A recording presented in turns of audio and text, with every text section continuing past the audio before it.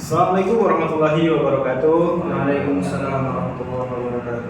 Selamat siang teman-teman semuanya. Kali ini saya Nurjaya akan menjelaskan manajemen risiko publik yang bertepatan objeknya yang saya tempati, yaitu di kantor desa Air Putih. Selanjutnya ada kurikulum vitae atau CV saya. Profil singkat dari saya adalah seorang mahasiswa yang memiliki minat dan keahlian dalam bidang manajemen risiko, mengembangkan strategi mitigasi risiko di lingkungan organisasi. Meskipun masih dalam tahap studi atau tahap dalam pembelajaran, saya telah dibekali beberapa keterampilan analitik, pengelolaan risiko operasional, dan pemahaman yang berkaitan. Selanjutnya, keahlian utama. Yang pertama, identifikasi dan analisis risiko, risk mapping dan risk register, penyusunan SOP dan kebijakan risiko, dan merangkum dan mengevaluasi kinerja kelembagaan internal.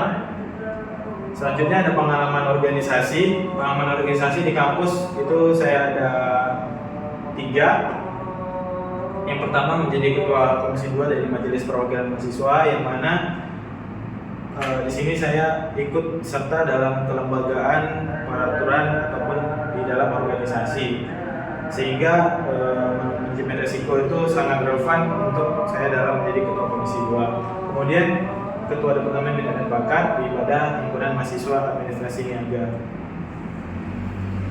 Selanjutnya ada profil desa Air Putih. Nah, desa Air Putih ini dia berada di Kecamatan Bengkalis, Kabupaten Bengkalis, Provinsi Riau, dan tahun pembentukannya itu pada tahun 1942. Kemudian untuk data penduduknya itu kurang lebih 3.828 jiwa pada tahun 2024. Selanjutnya terkait pemerintahan dan kelembagaan pada desa Air Putih itu ada kepala desa, sekretaris desa, lembaga aktif seperti BPD, PKK, Karang Taruna, BUMDes, dan lembaga adat. Dan untuk keuangannya sendiri itu pada tahun 2024 juga itu total anggarannya sekitar 4.681.990.156. Nah, apa sih menjadi keunggulan desa Air Putih ini? Pertama, kondisi wilayah strategis berlokasi di ibu kota Kecamatan Bengkalis dekat pusat pemerintahan. Jarak ke kecamatan 1 km, ke kota 3 km. Kemudian kinerja pemerintahan desa yang aktif. Seluruh kegiatan musyawarah desa seperti RPJMdes, RKPdes, APBDdes terlaksana dengan lengkap. Laporan pertanggungjawaban dan dokumentasi lengkap sesuai dengan ketentuan juga. Coba jelas ya suaranya.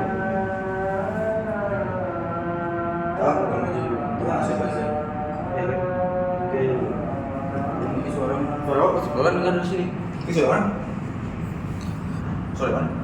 Ini di cut aja atau apa? Ya, di apa? Ini kan Ya, 20 menit nih kan. di cut 9. Oke. Selanjutnya yang tadi ada keunggulan desa Air Putih. Pertama tadi ada yang ketiga itu ada sarana dan infrastruktur relatif memadai. Nah, salah satunya adalah memiliki satu sekolah dasar dan pengolahan air bersih sebanyak 1.500 unit, dan aktivitas sosial dan gotong royong itu tinggi di desa Air Putih. Kemudian selanjutnya, nah ini adalah struktur organisasi tata kerja pemerintah desa Air Putih, Kecamatan Bengkalis, Kabupaten Bengkalis.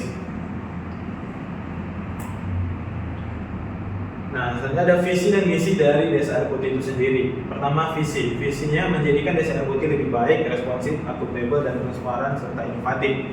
Nah, untuk misinya sendiri itu misi kepada desa Air Putih adalah tindakan strategis untuk merevisi organisasi untuk mencapai visi kepada desa Air Putih, maka perlu menetapkan misi-misi mereka. Yang pertama, penggalian potensi ekonomi desa berbasis masyarakat. Kedua, meningkatkan infrastruktur dan sarana umum. Ketiga, meningkatkan sumber daya yang amanah dan berakhlak.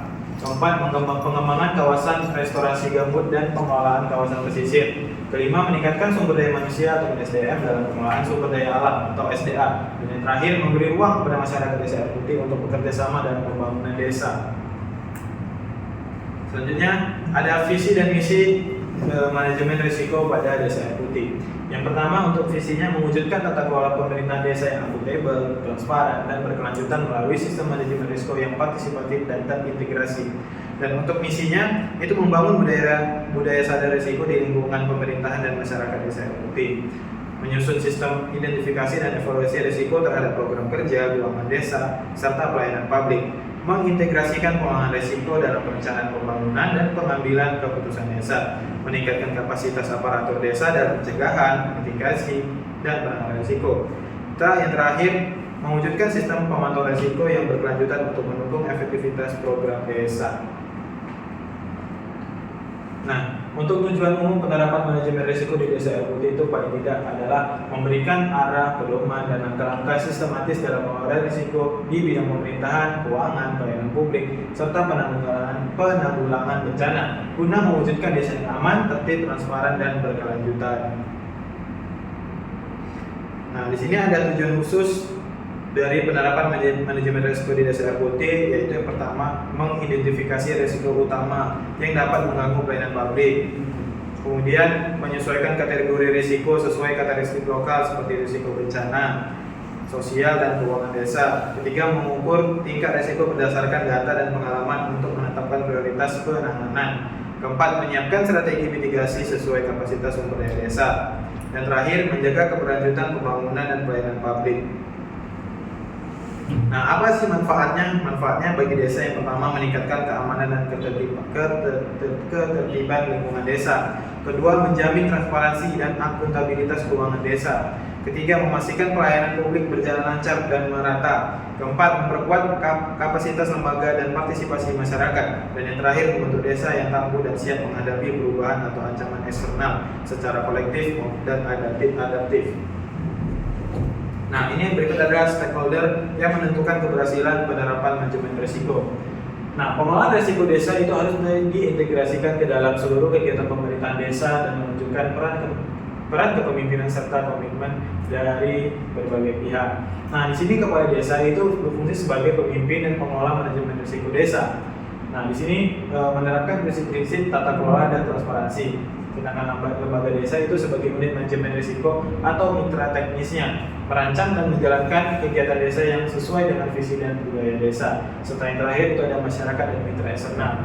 Nah, pemerintah kabupaten isinya adalah pemerintah kabupaten, Babinka, Timna, swasta sebagai pengawas dan pendukung strategis. Secara tidak langsung memberi masukan berbasis kajian sosial dan ekonomi.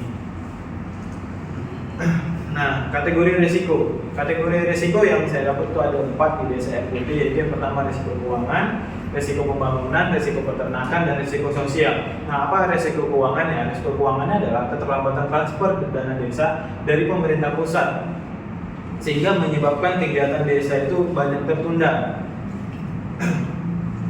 Hal ini menurunkan kepercayaan masyarakat dan menghambat kemajuan pembangunan desa.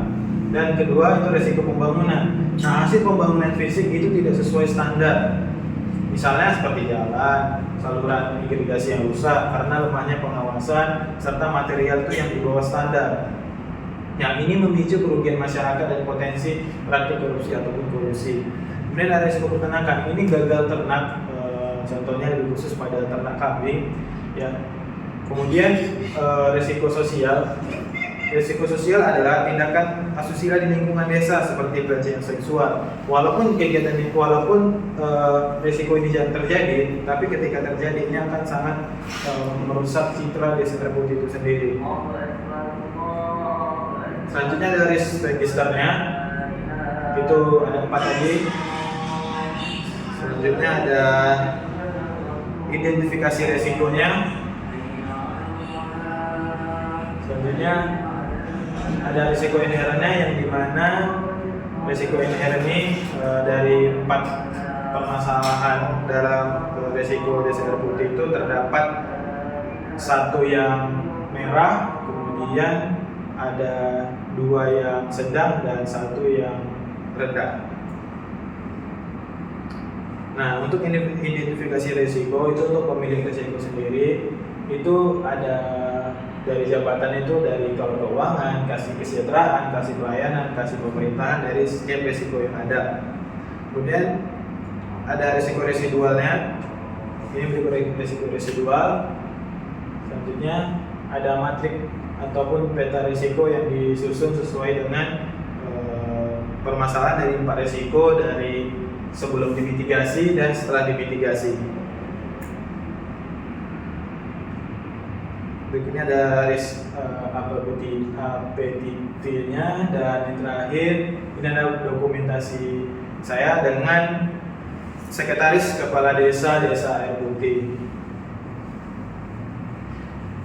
Nah, kesimpulannya adalah presentasi menjelaskan penerapan manajemen risiko di Desa Air Putih untuk mendukung tata kelola yang transparan, responsif, dan berkelanjutan. 4 risiko utama yang diidentifikasi mencakup keterlambatan dana desa, kegagalan ternak, pembangunan tidak sesuai standar, dan tindakan asusila. Masing-masing dianalisis dari penyebab hingga dampaknya. Lalu disusun strategi mitigasi yang realistis dan partisipatif. Melalui pendekatan ini, Desa Air Putih menunjukkan komitmennya dalam menjaga kelancaran pelayanan publik dan pembangunan dengan melibatkan seluruh elemen masyarakat secara aktif. Sekian presentasi dari saya. Mohon maaf jika masih terdapat banyak kekurangan, karena kekurangan itu dari saya sendiri dan kelebihan dari Allah Subhanahu wa taala. Saya akhiri, wabillahi taufiq wal hidayah. Wassalamualaikum warahmatullahi wabarakatuh. Waalaikumsalam warahmatullahi wabarakatuh.